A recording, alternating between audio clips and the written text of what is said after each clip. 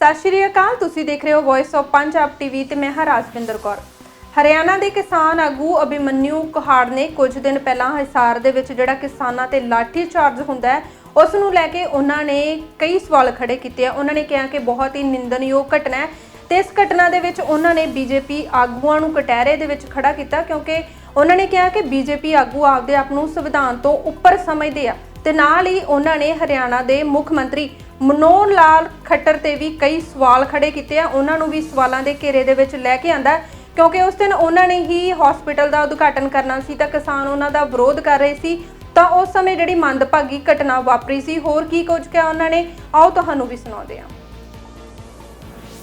सभी किसान भाइयों को हाथ जोड़ के राम राम, सत श्री अकाल, सलाम, जय जवान जय किसान।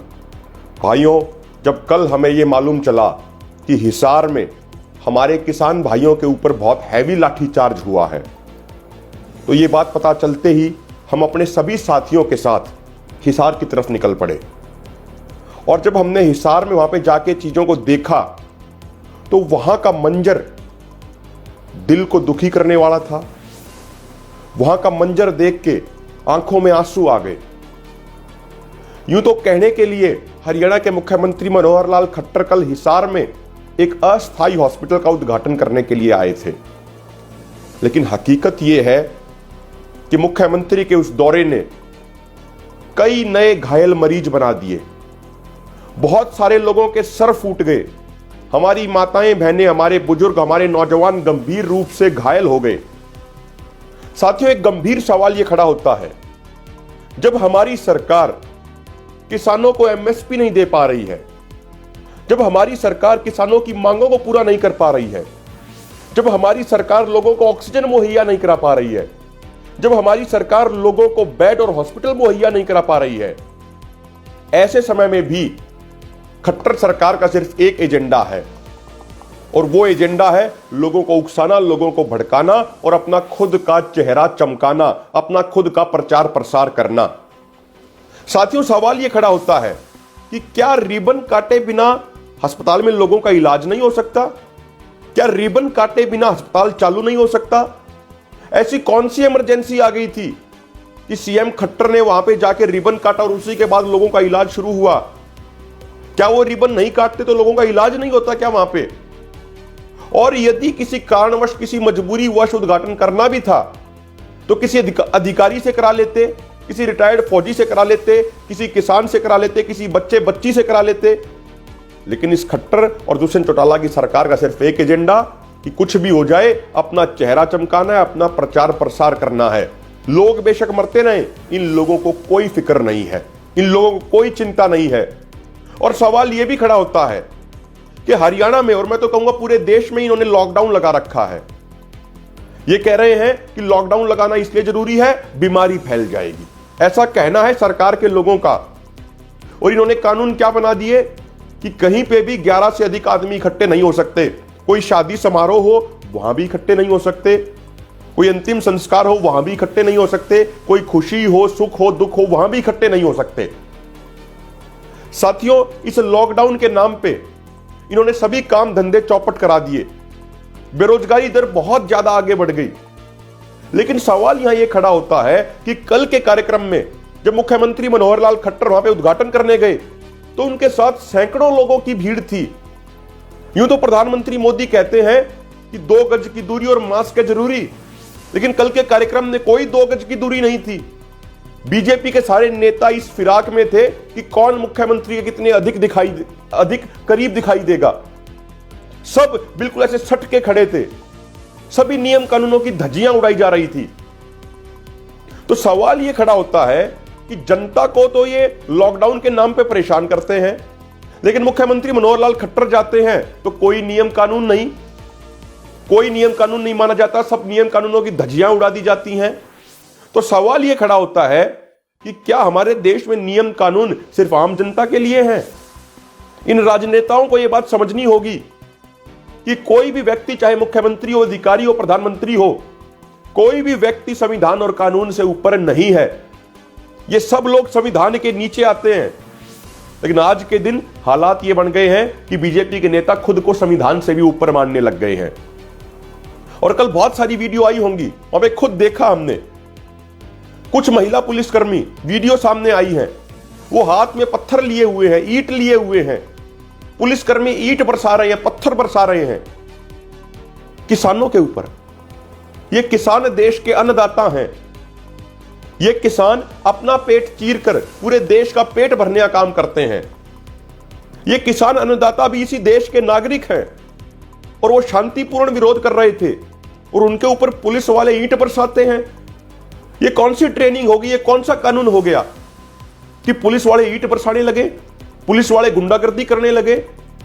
ये कहां के कानून है, कहां के संस्कार है, कहां की ट्रेनिंग है? और ये खट्टर और दुष्यंत चौटाला की तो ऐसी जालिम सरकार है कि इसने किसान और जवान को आमने सामने खड़ा कर दिया है। ये एक ही परिवार से आते हैं, लेकिन इन्हीं लोगों को आमने सामने खड़ा कर दिया है। इस जालिम सरकार ने तो ऐसा माहौल बना दिया है कि जिन माओ की कोख से जवानों ने जन्म लिया है, उन्हीं जवानों को आज मजबूर किया जा रहा है कि वो अपनी माओ के ऊपर लाठीचार्ज कर रहे हैं, उनके सर फोड़ रहे हैं। ऐसी जालिम सरकार है ये। साथियों, एक सवाल यह भी खड़ा होता है कि कहीं पे भी यदि किसी बीजेपी के कार्यकर्ता को कोई खरोंच भी आ जाती है तो बीजेपी वाले नेता उसका बवाल बना देते हैं, उसका बड़ा हल्ला करते हैं। लेकिन पिछले 6 महीनों से, जब से किसान आंदोलन चल रहा है और उससे पहले भी, खट्टर और चौटाला की सरकार ने किसानों के ऊपर बहुत अत्याचार किए। हजारों किसानों के, माताओं बहनों के, नौजवानों के सर फोड़ दिए। इतना अत्याचार ये कर रहे हैं। तो सवाल ये खड़ा होता है कि क्या खट्टर और दुष्यंत चौटाला की सरकार के ऊपर कार्रवाई नहीं होनी चाहिए? क्या यह सवाल खड़ा नहीं होना चाहिए कि तुरंत प्रभाव से खट्टर और दुष्यंत चौटाला की सरकार को बर्खास्त किया जाए? इन लोगों को ना तो कोई नैतिक हक है, ना ही कोई व्यवहारिक हक है सत्ता में रहने का। आज ये नाम के मुख्यमंत्री और उप मुख्यमंत्री हैं, सिर्फ नाम के। आज हरियाणा में जो सरकार है वो आम लोगों की, किसानों की सरकार है। वो सरकार बीजेपी और जेजेपी की सरकार नहीं है। ये तो सिर्फ नाम के लिए है। हरियाणा में आज जो भी हो रहा है वो किसानों के कहने पे हो रहा है। यदि किसान ये तय कर लेते हैं कि किसी नेता को यहां नहीं आने देना, तो नेता कितनी ही फोर्स लगा ले, किसी नेता की इतनी हैसियत नहीं है कि वहां पे जाके दिखा दे। ये किसानों की ताकत है। तो आज हरियाणा में जो भी चल रही है वो किसानों की चल रही है ग्राउंड पे। ये जेजेपी और बीजेपी वाले तो सिर्फ नाम के हैं, ये नाम के मंत्री हैं, इनकी नाम की सरकार है। तो इनमें जरा थोड़ी सी भी नैतिकता होती तो शायद ये अब तक इस्तीफा दे चुके होते। और सबसे महत्वपूर्ण बात, कल जो उद्घाटन करने का समय था वो 11 बजे का था, लेकिन हरियाणा के मुख्यमंत्री किसानों के डर के कारण 10 बजे उद्घाटन करके 10:30 बजे तो वहां से भाग गए।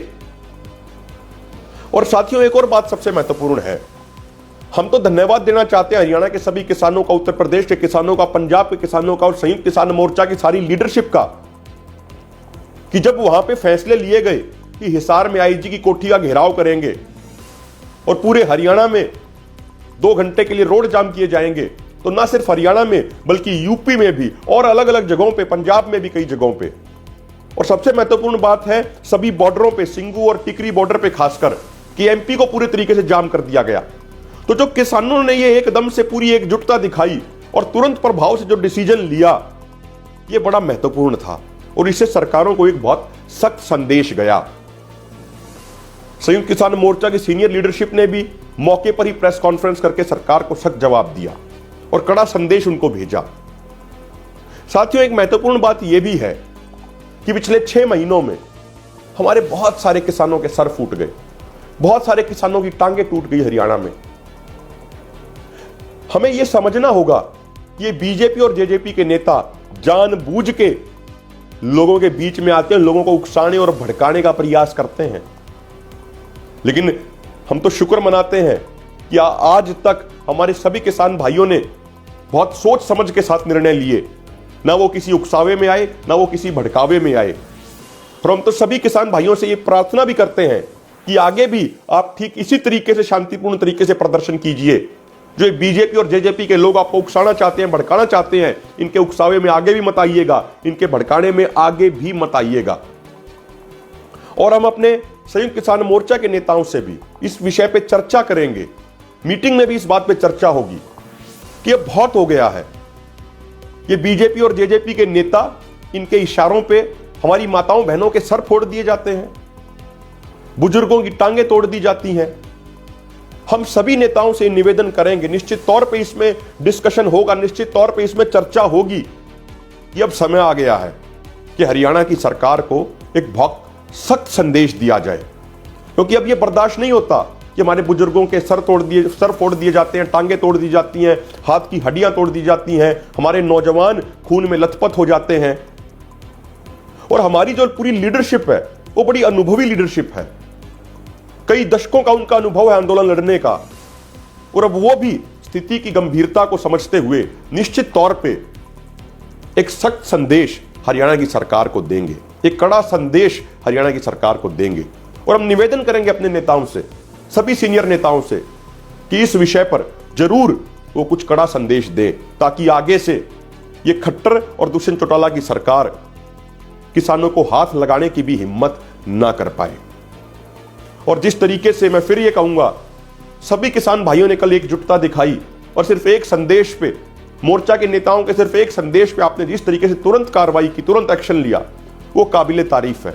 और हम किसान भाइयों से भी ये विनती करते हैं कि जैसे आज तक आप अपना प्रदर्शन शांतिपूर्ण तरीके से करते आए हैं, आगे भी आप ठीक इसी तरीके से शांतिपूर्ण तरीके से प्रदर्शन करते रहिएगा। ये बात हमेशा याद रखिएगा कि जो शांति होती है, शांति बहादुरों का हथियार होती है और हिंसा कायरों का काम होती है।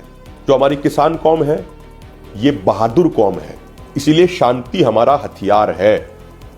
और शांति के कारण ही आज हमारी पूरी दुनिया में चर्चा हो रही है, पूरी दुनिया में हमारी वाहवाही हो रही है। इसीलिए हमें आगे भी ठीक इसी तरीके से शांतिपूर्ण तरीके से प्रदर्शन करते रहना है। जय जवान जय किसान।